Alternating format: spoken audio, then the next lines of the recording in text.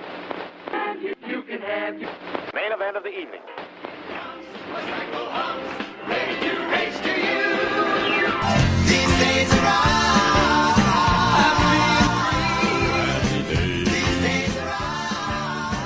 Hello and welcome to These Days Are Ours, a Happy Days podcast. I'm Peter. And I'm Joe. And today, because we have completed all 11 seasons of Happy Days proper, both seasons of the cartoon spin-off The Fonz and the Happy Days Gang, and the Happy Days stage musical, we are turning our gaze to the larger filmography of Garry Marshall. I spent 3 months studying every Garry Marshall movie and memorizing all the key lines of dialogue. And the natural place to start is, of course, his feature-length directorial debut, Young Doctors in Love. Okay, Peter, tell us what happens in Young Doctors in Love.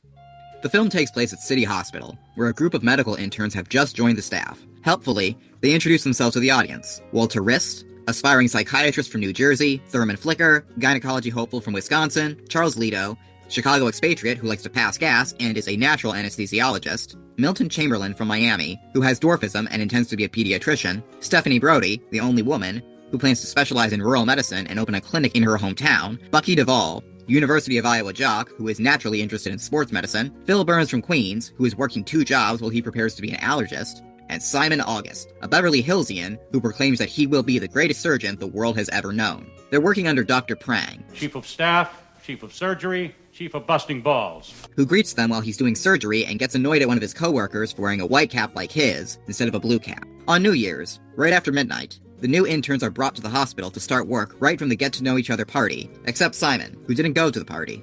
You missed a great party, Doctor. I didn't become a doctor to go to parties, nurse. I didn't become a doctor to be called nurse, Doctor.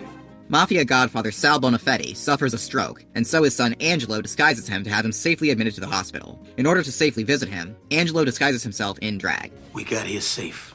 The disguises are perfect, but I don't trust nobody. Yeah. Hitman Malamud is sent by a rival family to kill Sal, and quickly injures himself. Julie, a sex worker, shows up at the hospital in labor, only for Simon to declare that her pregnancy is hysterical because she wants the straight life so badly, after which he deflates the balloon under her dress. Duvall goes after Julie to comfort her, while Stephanie laments Simon's coldness. An administrator accuses her of falling in love with him. Duvall and Julie fall in love after she tells him she's 17 to his 27, while Rist falls in love with Angela as he starts to tend to Sal. We're gonna take good care of your dad, okay? Yeah, that's nice. You don't have to worry your pretty face about it. Malamud gets into Sal's room and is about to kill him, when a group of nurses interrupt him and confine him to a bed. Dr. Oliver Wendell Ludwig introduces the interns to pathology, and tastes some urine to diagnose it as pre-diabetic based on the sugary taste. Here we interpret the messages the body sends us. Messages found in substances the uninformed find disgusting. Simon tastes it too, and concludes it isn't. Dr. Ludwig reveals he didn't actually taste the urine, it was a test of their observational skills. Simon then diagnoses it as pituitary clombosis based on the high fractoids. When Dr. Ludwig tries to get Stephanie to drink it too, Simon admits he also didn't taste it. He and Dr. Ludwig argue, and Ludwig kicks all of the interns out. Burns, who wants to get uppers so he'll be more energized for his second job, decides to seduce Nurse Sprocket, Where do you want me to lick you first? who is in charge of pills, and accidentally gave him a sexy note written by somebody else. When he tries to hit on her, she smacks him in the head with a bedpan. Simon and Stephanie go on a date, and she tells him about her doctor father and her hometown of Burnaby Mountain, whose citizens pooled their money together to send her to medical school after her father died. Simon is more amused by how her father's patients sometimes had to pay him with chickens. Why would anyone practice in a silly place like that? So Stephanie storms off, only to faint on the way out and knock the restaurant's awning down. Malamud tries to kill Sal again, only to again be interrupted by the nurses, who prepare him for surgery, kidney removal. One kidney? Wait! Wait! Simon and Stephanie talk, and Stephanie insists everyone gets tired sometimes. She also mentions that Leto and Flicker asked her out. Simon hopes she turns them down, because romance would be counterproductive to their studies. Burns makes amends with Sprocket, then feigns exhaustion so she'll give him an upper. After he steals a handful, they exchange first names and kiss. Riz continues to flirt with Angela when she comes to visit Sal, and she admits she wasn't able to spend much time with her father growing up, and likes music. Simon visits Stephanie while she's teaching underprivileged kids to dance, to apologize and make another date. While dancing, Stephanie collapses again, which the children imitate. While they walk, Simon goads Stephanie into a game of Spit the Lake. Why would anyone play that? The idea is to see who can spit the farthest. I used to be the champ. but it was just a ploy to get some of her saliva for testing. Simon visits Dr. Prang during an angry phone call about his divorce, and Dr. Prang tells him he'll be taking out an appendix soon. Or a gallbladder. One of those. Simon's confidence falters. Rist, Flicker, and Duvall talk about Simon's upcoming surgery and romance.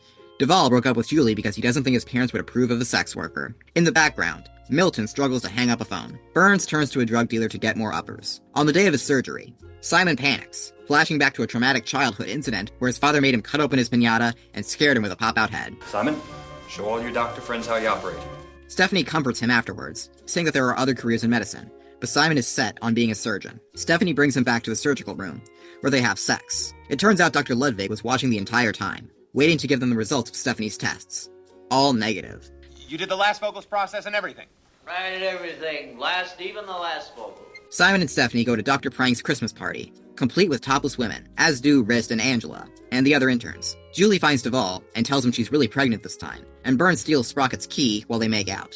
Dr. Prang angrily shoots a TV as it talks about falling stocks. Stephanie tells Simon she'll stay with him in Beverly Hills instead of going back to Burnaby Mountain. They announce their engagement, and then Stephanie collapses again. Excuse me, someone call an ambulance. She's taken to the hospital, where it turns out that Dr. Ludwig knows she has saxifragia mitosis, and didn't tell them so they'd have a nice Christmas. The surgery that could save Stephanie has only been successfully performed by one doctor, Dr. Prang. Prang refuses, until Simon punches him. Will you operate on Stephanie Brody? No. Look, nobody...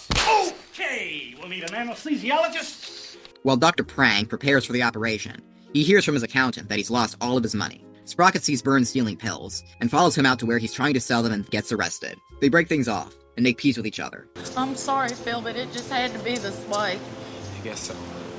The day of Stephanie's surgery, the nurses go on strike because they haven't been paid in 2 months. Sal is discharged from the hospital, and Rist receives a goodbye letter from Angela. They run into each other while she picks up her father, and she claims to him that she's married. Dr. Prang and his accountant discuss Prang's financial crimes, and all of his losses on the stock market. Prang pulls out a gun, and chases him through the hospital. Oscar, you're through as my accountant. With Prang and his team unavailable, it's up to Simon and the other interns to perform the surgery and save Stephanie. After a pep talk from Rist, Simon is able to go through with it. They're even joined by Sprocket, who says that as a nurse, she goes where she's needed. Stress is high, and then suddenly, Stephanie's vital signs abruptly go out. Come on, Stephanie, hold on. And Simon wanders out in a daze. And then Stephanie's eyes open. Somebody accidentally knocked the plug out. The nurses come back from their strike, and the team chased after Simon with Stephanie. Simon and Stephanie reaffirm their love, and Rist and Sprocket fall in love too. In the credits epilogue, we learn that Simon and Stephanie got married and opened a clinic in Burnaby Mountain. Milton became head pediatrician at Disneyland. Duvall and Julie got married and named their son after Simon. Dr. Ludwig is now a professional wine taster in Hawaii. Nurse Sprocket won the Mother Teresa Award for being the best nurse in the city. Burns got parole and became pharmacist for the NFL. Rist is dating Nurse Sprocket and tennis player Renee Richards. Dr. Prang became road manager for the Plasmatics. Malamud retired, and the gold watch he received exploded in his face. Angelo became a professional musician. Angelo Bonafetti is now a professional musician playing with the Philadelphia Philharmonic. Thank you, Peter. That was Young Doctors in Love. It was released on Friday, July 16th, 1982. Steven Spielberg's E.T. the Extraterrestrial, released just a month before, was still dominating the box office. E.T. the Extraterrestrial. In his adventure on Earth. Rated PG. Starts Friday, June 11th. And his previous film, Raiders of the Lost Ark, had been successfully re-released as well. Other films in theaters that month included Rocky III, Blade Runner, Annie, Poltergeist, Tron, Porky's, The Thing, Grease 2, and Megaforce. 2 other Happy Days-related movies were in circulation as well, Zapped, starring Scott Baio, and Night Shift, starring Henry Winkler and directed by Ron Howard. So, Peter, of all those choices, what would you have gone to see? I probably would have gone to see E.T., either that or Tron, but I also think that there is a very real possibility that had I been alive in 1982, I would have seen Grease 2. I would have wanted to see all of these films in the theater. I've never seen Raiders of the Lost Ark or Blade Runner or The Thing on a big screen, so that would have been an exciting opportunity for me. Yeah, you're really missing a lot from Porky's if you don't see it in theaters. Young Doctors in Love was directed by Garry Marshall and was written by Michael Elias and Rich Eustace. Michael is a writer from New York who got his start working on sitcoms and variety shows of the 1960s and 70s. His credits there include Love American Style, The Odd Couple, All in the Family, and Black Bart, the failed TV adaptation of Blazing Saddles. else. He also wrote for Steve Martin on the movie The Jerk and 2 TV specials, Comedy is Not Pretty and A Wild and Crazy Guy, but he's best known for co-creating the sitcom Head of the Class in 1986. This was a show about a group of gifted students at a New York high school and their unconventional ex-hippie teacher, played by Howard Hessman. Howard Hessman is Head of the Class, premiering this fall. Hey guys, let's do lunch. Peter, are you familiar at all with Head of the Class? I am not, no. It was a big deal at the time, but the show has kind of a cloud hanging over it now because one of the stars of the show is Dan Schneider. Rich Eustace was an accomplished TV writer and producer with credits ranging from the late 1960s to the early 2000s. He often worked with Michael Elias in the 70s and 80s. They created Head of the Class together, for instance, and they co-wrote the 1980 film Serial, starring Martin Mull. Rich wrote and produced many variety shows and specials in the 70s, working with Dean Martin, Rich Little, Jerry Reed, Glenn Campbell, John Denver, The Carpenters, and more. His final credit was a 2004 episode of Scrubs. Rich died at the age of 86 in 2022. The score for Young Doctors in Love was by Maurice Jarre, the legendary French film composer who won Oscars for Lawrence of Arabia, Dr. Zhivago, and Passage to India. In all, Jarre wrote over 150 film scores. He died in 2009 at the age of 84. His score for Lawrence of Arabia is really, really great.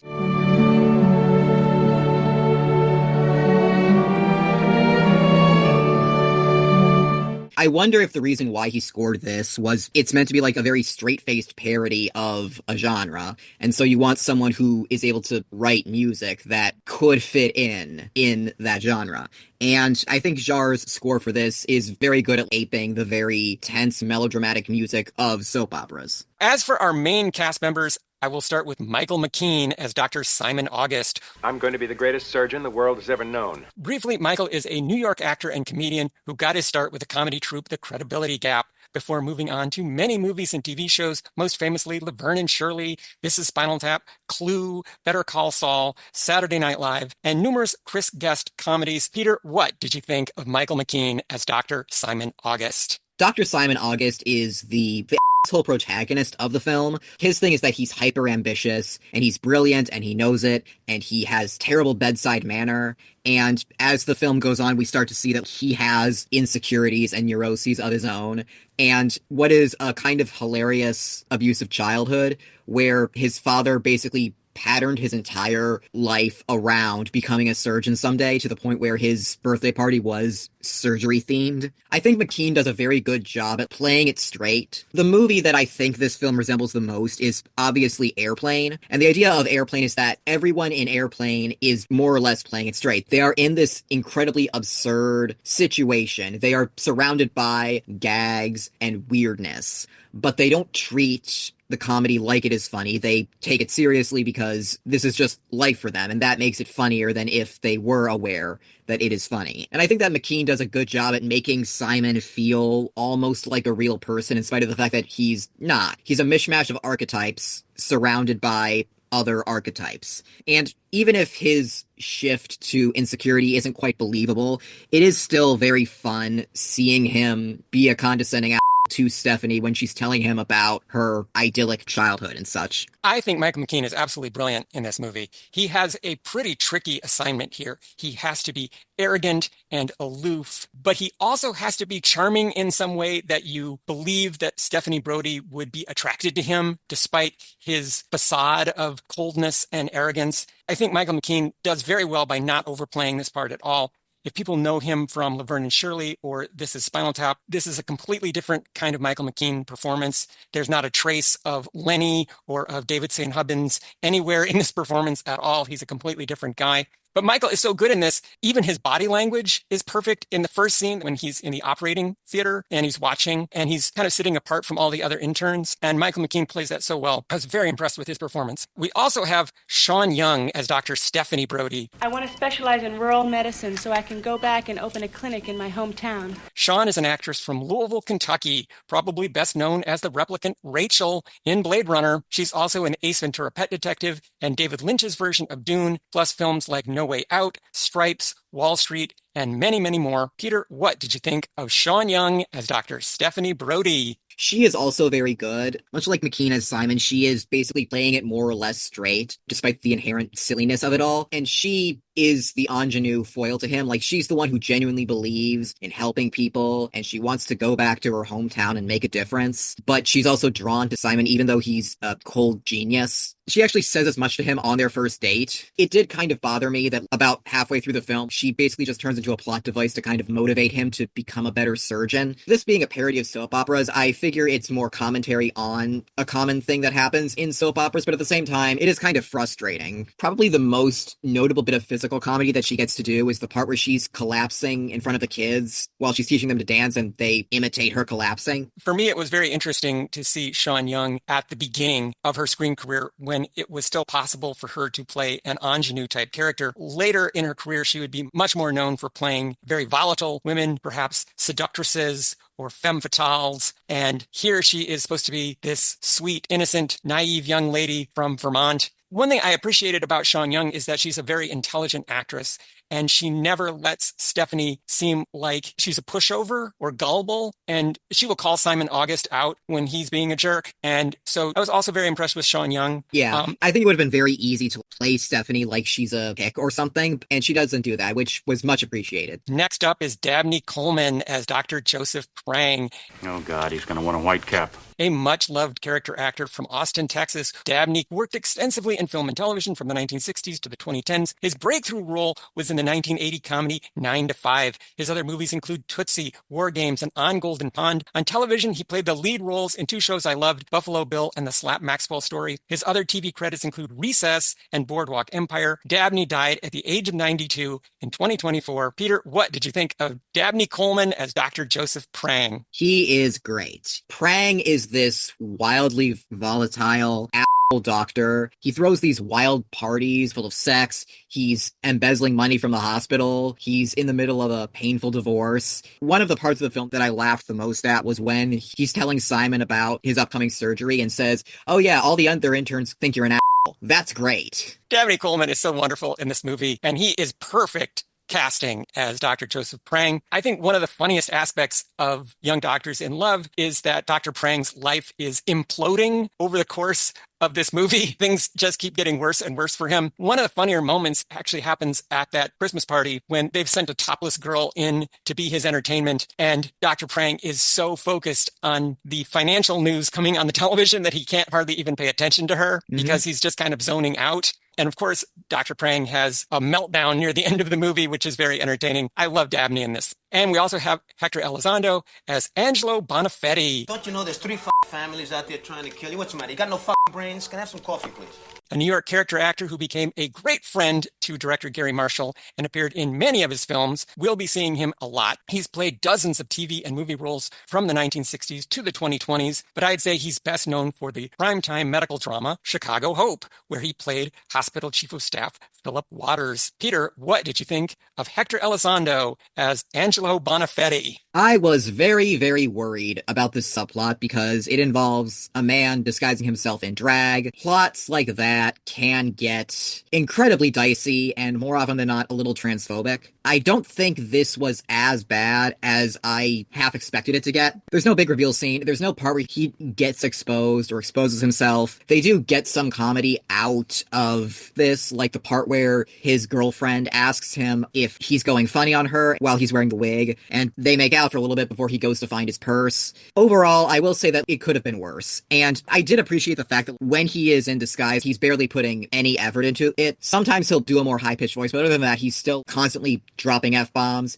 He's still casually threatening people. He's denying any involvement with any crimes. It's pretty fun, given the circumstances. I was actually surprised at how sweet-natured this subplot was when it could have been really taken in an ugly direction. And Angelo is this person who is dressing in drag for practical reasons. He has to go do this. This is the only way he can go out in public. And he didn't expect to get into a relationship with Dr. Rist, but that's what ends up happening. And it's not that Angelo wants to leave his other life behind. It's just that he actually does find something kind of sweet and meaningful with this doctor. And you can tell that at the end of the movie, he's a little bit heartbroken over having to break things off with Dr. Rist. Yeah, there's a part where we learn that Angelo wanted to be a musician. He likes playing the guitar, but given who his father is and given what his role in life is, he can't really do anything with that. And then at the end, we learn that he actually is a professional musician now. And that is actually very sweet. And I like that this was kind of the catalyst for that. This relationship actually set him on a different course in his life. So some good did come out of it. We also have Patrick Collins as Dr. Walter Rist. I want to be a psychiatrist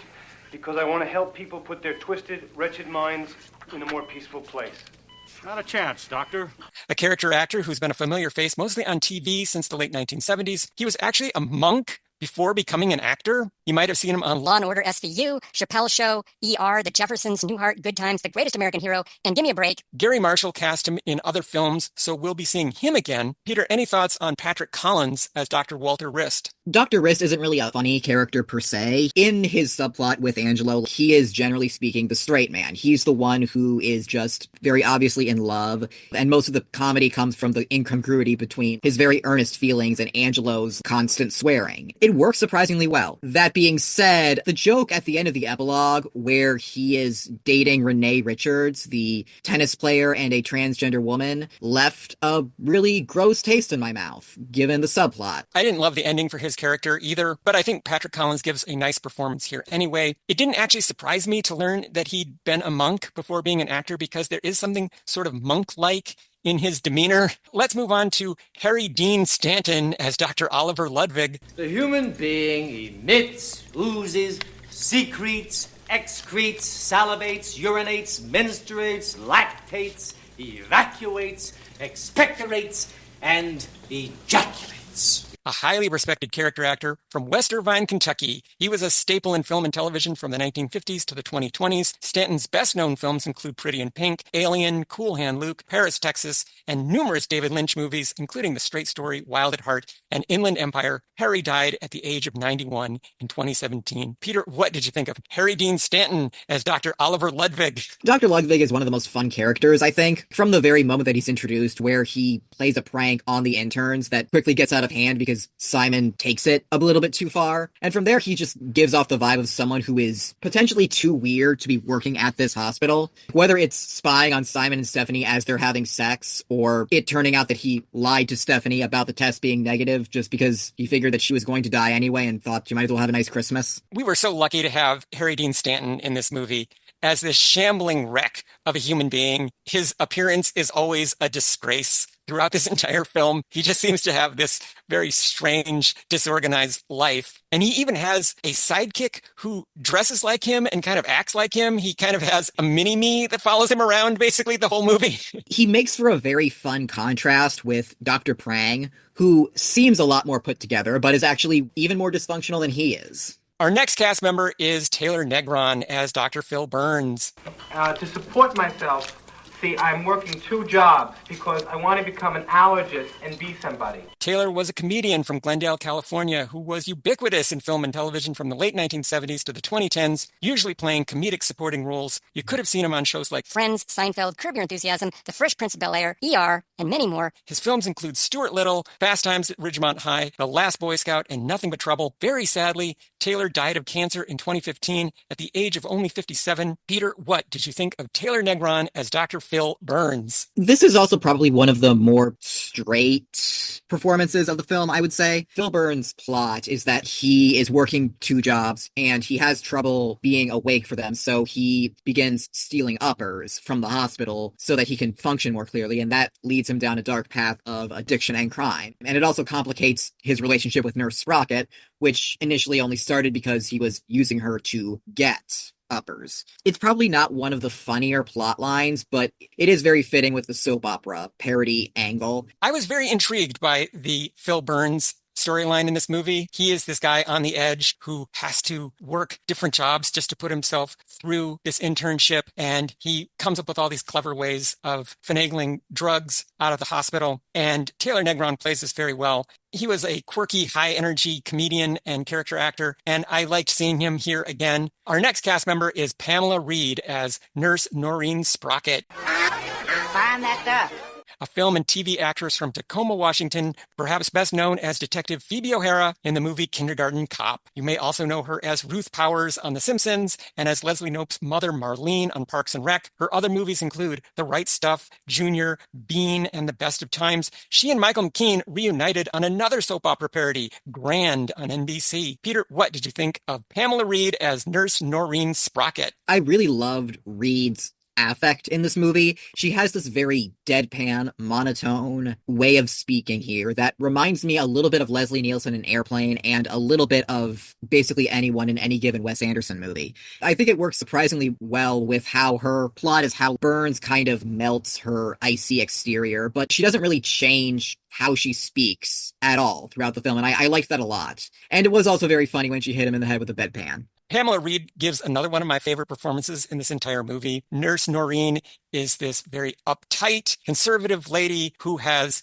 a more wild party animal side of her personality that is brought out by Dr. Phil Burns. It's not even a comedy moment, but one of my favorite moments in this entire movie is when Taylor Negron is getting arrested and he asks for a moment with Pamela Reed before he is taken away by the police. And she asks him, "Did you like me?" And he tells her, yes, because he wants her to know that it wasn't just about using her for the drugs, which he was, but that he actually grew to like this woman as their relationship progressed. And I believed that Noreen Sprocket is the kind of person that once you got to know her, you really would get to like her and feel something genuine for her, even if you are using her to get to the drugs in the hospital. I found it very charming that the moment where they first start to connect is when he talks her into dancing a little bit in the pills room. And it's just this moment where we get to see who she is in addition to being this very straight-laced Nurse Ratched type. That's another one of my favorite moments in the entire movie is when they dance. And the last big cast member of the movie is Michael Richards as Malamud, the hitman. I got a little something for you. A goodbye kiss from the Galatino family. A comedic character actor from Culver City, California, obviously best known as Kramer on Seinfeld. Before that show, he'd been a cast member on ABC's Fridays and had played janitor Stanley Spadowski in UHF. After Seinfeld, he disappeared and never said or did anything ever again. It's a shame that he disappeared from show business, but I guess that's preferable to publicly going on a horrifically racist rant that then gets aired on TMZ. That would have been horrible if his career had ended like that. Because this is a Garry Marshall movie, we have plenty of familiar faces from Happy Days. These include Gary Friedkin, a.k.a. Clarence, as Dr. Milton Chamberlain, Ted McGinley, a.k.a. Roger, as Dr. Bucky Duvall, Crystal Bernard, a.k.a. Casey Cunningham, as Julie, Scotty Marshall, a.k.a. Gary's son, as the boy with the fly in his ear, and Garry Marshall himself, Hillary Horan, a.k.a. Daphne, as a nurse, and Billy Bird, a.k.a. Mother Kelp, as Mrs. Greshler, the flower lady. Of our Happy Days people, who do you think acquits themselves best in Young Doctors in Love? The one that made me laugh the most was Garry Marshall, who just casually steals some marijuana for the glaucoma patients. Gary Friedkin as Dr. Chamberlain doesn't really get a lot to do, but he does have a very amusing piece of background comedy. Like I mentioned in the summary, there's a part where some of the other interns are just talking about romance and stuff, and in the background, he is completing a phone call, and he can't quite reach the phone receiver, so he has to just keep repeatedly throwing it back up and seeing if that works, and in the end, he just gets one of the stretchers and uses that to put it back up. I thought that was a good bit of physical comedy that didn't feel too derogatory. Bucky Duvall and Julie have the most substantial subplot of the non-main characters, kind of, sort of. They have this romance. It has a beginning, a middle, and an end. There's also the part where we learn that she's 17 and he's 27, which I don't know if that's supposed to be a joke or not. I want to say it's a joke, but I also know that the 1980s were a hellscape, so it's entirely possible. If it was meant as a joke, it wasn't one that people would have really registered as, oh, that's horrifying. We also have cameos by Patrick McNee, Ed Begley Jr., Demi Moore, Richard Dean Anderson, Susan Lucci, Hamilton Camp, and many soap opera stars. I almost thought about putting Patrick McNee in the main cast because he gets rather prominent billing in the movie, but Patrick McNee doesn't have any impact on the plot at all. He seems to be in his own little world. Emergency in room A, Dr. Jacobs. Paris, take care of his fly.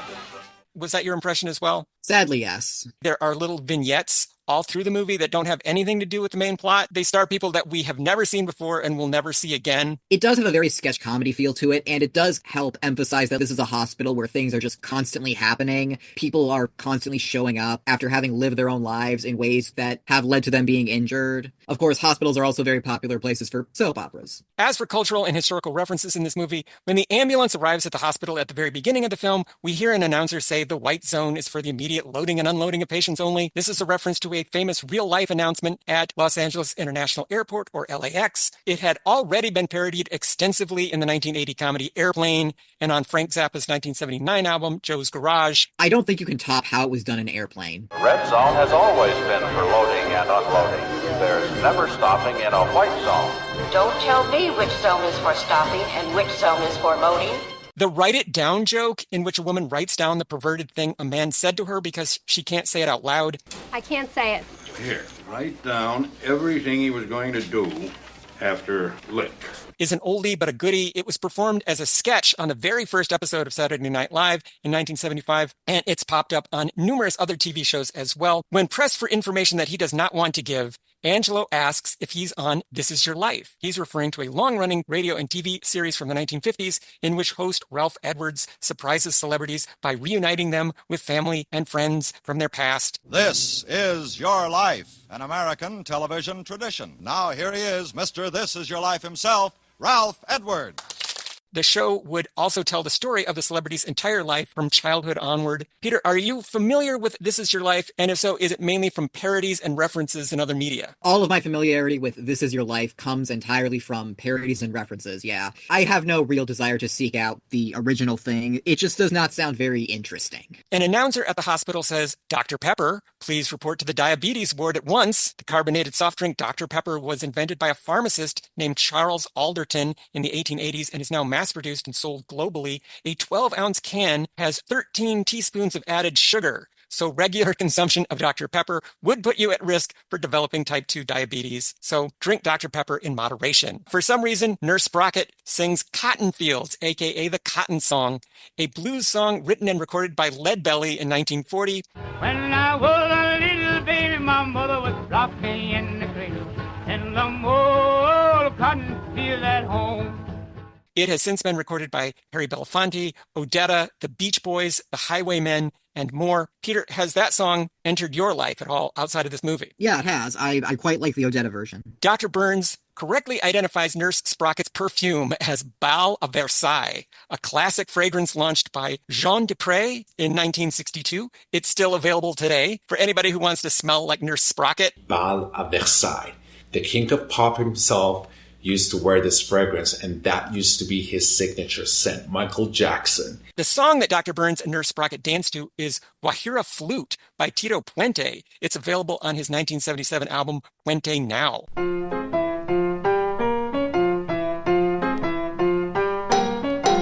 And I don't know about you, Peter, but I love that song. So I immediately tracked that one down and listened to it after the movie. Yeah, it's a banger. One doctor asks if Liz Taylor has called and mentions her wedding and her famous violet eyes. Elizabeth Taylor's love life was headline news for decades, and even the official Elizabeth Taylor website has a page devoted to her many marriages. In 1982, the year this movie was released, she divorced her sixth husband, politician John Warner, and would not marry again until 1991. I didn't really get the point of the Liz Taylor scene. I didn't find any of that too funny. I didn't even know who the characters were who were talking about it. Yeah, it wasn't particularly funny. You know how some jokes that rely on pop culture references aren't really so much jokes? That's kind of how this one felt. Over the intercom, we hear E.T. phone home.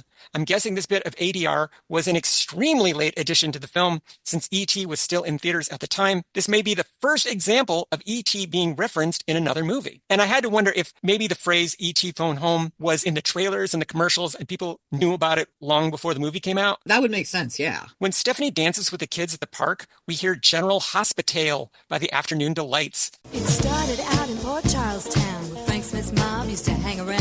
No one could prove that he was a crook. till Luke stole his little black book. This musical tribute to the ABC soap General Hospital was a top 40 hit in 1981 when Luke and Laura's wedding on General Hospital was a major cultural event. It's always amazing when weird one-off song tributes to popular culture become massive hits, like Miko and the Star Wars Cantina song. During their discussion of trendy new medical test, Dr. Ludwig and his sidekick Floyd, played by Saul Rubinek, mentioned the National Enquirer and People magazine. Oh, I haven't seen anything about it in the National Enquirer. No. It was in People magazine. Oh. The Enquirer started out as a normal newspaper in 1926, but became a sensational tabloid in the 1950s, focusing on gory true crime stories. In the late 1960s, the Enquirer dropped Blood and Guts and shifted its focus to celebrity gossip so that it could be sold at supermarket checkouts, which is where it remains today. People magazine, on the other hand, only goes back to 1974. Its focus has always been on celebrity stories, and it has risen to be one of the most widely circulated magazines in America, despite the overall decline of print media. Peter, are you a big reader of the National Enquirer or People magazine? Sadly, no. I think I was born in the wrong decade. I should have been born back when the Enquirer was just publishing gory true crime or stories about Batboy. On the intercom, a woman says, paging Dr. Howard, Dr. Fine, Dr. Howard. This is a classic joke from a 1934 Three Stooges short called Men in Black, a parody of Men in White, in which the Stooges play young interns at a busy hospital. Calling Dr. Howard. Dr. Fine. Dr. Howard. When Dr. Prang smashes his phone and it continues to chatter, that's another joke taken from Men in Black. Rick Overton's character, Dr. Flicker, is seen with a Rubik's Cube, a puzzle game designed by Hungarian architect Erno Rubik that became a sensation after its release in 1980. But Dr. Flicker also has some of the spin-offs and imitators, including the Pyraminx from 1981 and a spherical version that was marketed under the name Magic Ball. And you know that your Rubik addiction has gotten bad when you also get the pyramid one and the sphere one. Nurse Sprocket consults a photograph of Brooke Shields as she pencils in her eyebrows. Brooke, a model and actress from New York, was one of the most well-known and exploited child stars of the late 70s and early 80s. Among her most famous features were her thick, dark eyebrows. And if they have to make a Brooke Shields joke in 1982, I'm glad that it's about her eyebrows. Aren't you, Peter? Yeah. There is a grave in the cemetery marked Carrie, born 1960, died 1978, and there's a hand sticking out of the ground. This is a reference to Brian De Palma's 1976 film adaptation of Stephen King's 1974 horror novel Carrie, about a misunderstood teenage girl who uses her incredible psychic powers to get revenge on her classmates. The shock ending was specifically written for the film version.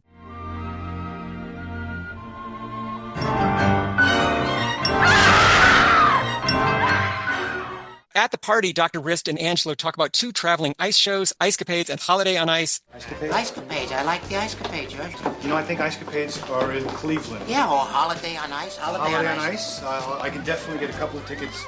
Ice-Capades lasted from 1940 to 1995. There have been a few attempts since then to revive the show, but nothing permanent. Holiday on Ice, founded in December 1942, is still going, but only tours Europe and no longer comes to America. Aww. Yeah, if you're American, you basically got Disney on Ice and nothing else. Elsewhere at the party, Nurse Sprocket confuses the words kinky and kinny, and Dr. Burns says kinny is where America shops for shoes. The discount shoe store chain, founded in 1894, went out of business in 1998, but Foot Locker, which started as a spinoff of Kinney Shoes, is still going for now. In case you were wondering, Hector Elizondo's guitar playing at the party is quite real.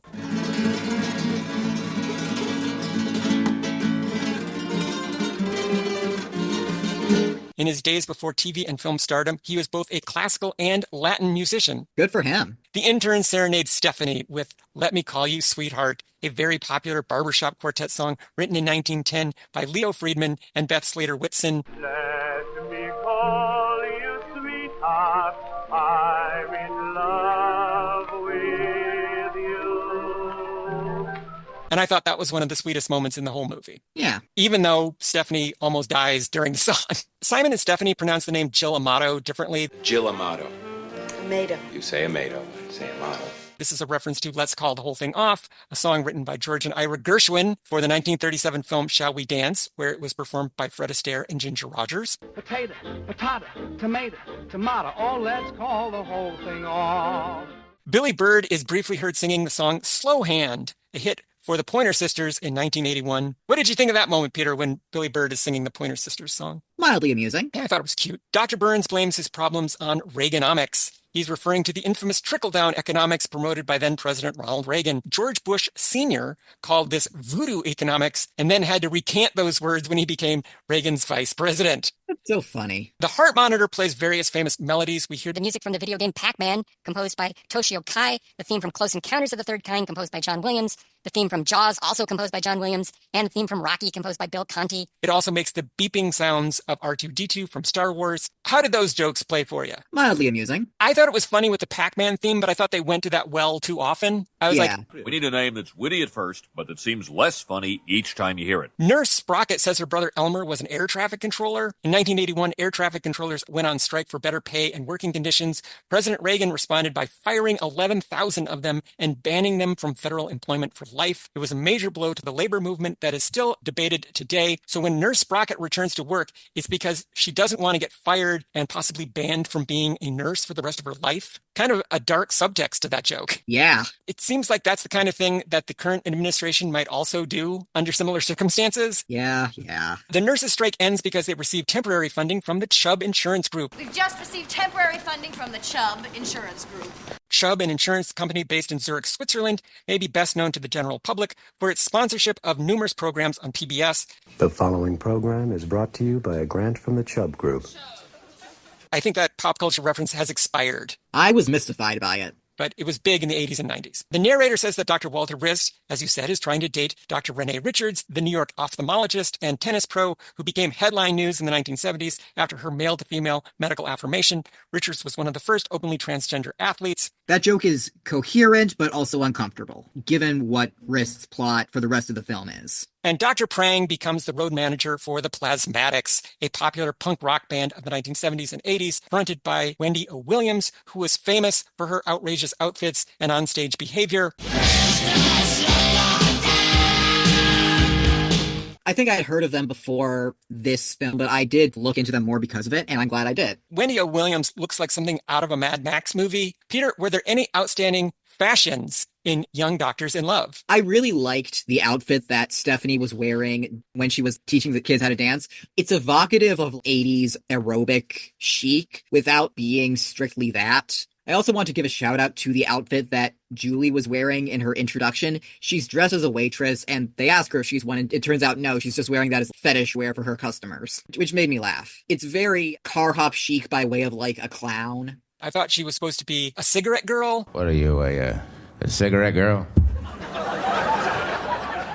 I don't know if cigarette girls still existed in the 1980s. I doubt that they did, but that's what I thought she was. So, Peter, I will ask that age-old, timeless question. Was this movie any good? Yeah, this is pretty good. This film is very obviously very indebted to Airplane, and I don't think it's quite as good as Airplane. Airplane is a pretty untouchable comedy classic for a reason, and this isn't quite as rapid fire, and it's also more sentimental than Airplane is, but it is still pretty consistently funny, even if not all of the jokes have aged well, or if they probably weren't funny in the first place. But this is pretty solid. It's pretty funny. I'm surprised it only has 35% on Rotten Tomatoes, but then again, maybe I shouldn't be, because I feel like this is a lot like Airplane, but not quite as good, might be the dominant consensus on it.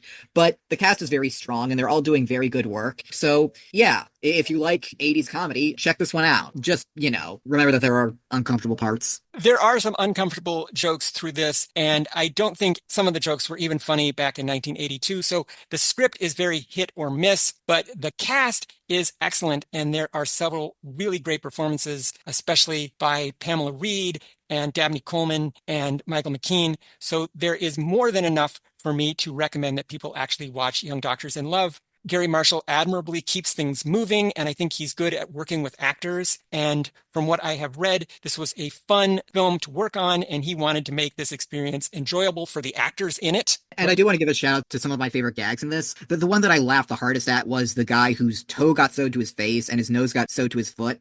So every time he sneezes, he blows his shoe off. And to demonstrate that, a shoe gets thrown at a doctor's face. That is a nice bit of physical comedy that plays with its limitations very well. Two of my favorite intercom jokes were the one about the mix-up in urology, meaning that the hospital would not be serving apple juice anymore, and the one about how the electricity would be turned off soon, so patients in oxygen tents should take a deep breath and hold it in. I like that joke a lot, too. One thing that I thought was interesting that we haven't even mentioned is that this movie takes place over the course of an entire year, and the way that we keep track of where we are in the year is through the mention of holidays. Basically, all the major holidays throughout the year are celebrated, and I thought that was an interesting way of keeping the plot on course. It's a good way to demonstrate the passage of time without getting too bogged down in it. It does help with the feeling that this movie kind of feels like a season of a TV show that got crammed into one film, and that doesn't always work, but here I think it works pretty well. Compared to other parody movies, as you mentioned, this is more sentimental, and I don't know that Garry Marshall necessarily has the cutthroat instinct that marks a lot of parody comedies, so his film career is going to go in a different direction after this. He will make a lot more comedies, but they're not going to be these wild free-for-all comedies. One last issue I will bring up, Peter, is whenever you're making a comedy about doctors or hospitals, you have to decide how much blood and guts you're going to show in your movie. Some parody films use blood and guts to comedic effect. I don't think this film does that at all. Were you comfortable with the level of blood and guts in Young Doctors in Love? Was there too much, not enough? There was barely any blood or guts in this one, so if that's something that you worry about when you're watching stuff set in hospitals, you should be fine in this one. Do you think hospitals are inherently funny places, or do you find them stressful? I feel like there are places that can be funny because they are stressful, specifically the sort of comedy that feels like it's about to give you a panic attack. I think that hospitals can be very conducive to that. That is also true of airports, and part of why Airplane works so well. I also liked the hospital technobabble jokes, like the one about the absurd made-up disease that Stephanie has. Oh yes, there is some grade A fake medical jargon all through this movie. I didn't even bother looking into it because I knew that it was all made up. Kudos to Michael McKean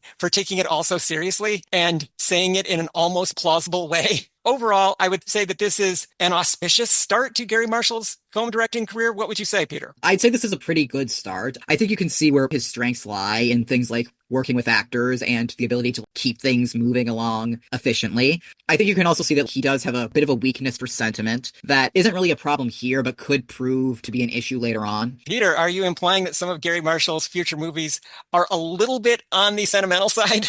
We won't know for sure until we watch them. Until then, how can people keep up with us and find out about all the wonderful things that we are doing? Listeners can follow me on Blue Sky at peterwolfrank.bsky.social. They can also follow me on Mastodon at Peter Wolfrank at mastodon.social. They can follow me on Blue Sky at joeblevins.bsky.social. They can find this podcast online at thesedaysaroours.libsyn.com, and they can email us with questions, comments, and concerns at thesedaysaroourspodcast@gmail.com. So, Peter, what do we have on the docket the next time we get together? Next time, we are covering Garry Marshall's second directorial effort, the coming-of-age film, The Flamingo Kid. I have some weirdly fond memories of this from the 1980s, so I'm excited to revisit it on our show. So, see you later, alligator. In a while, crocodile.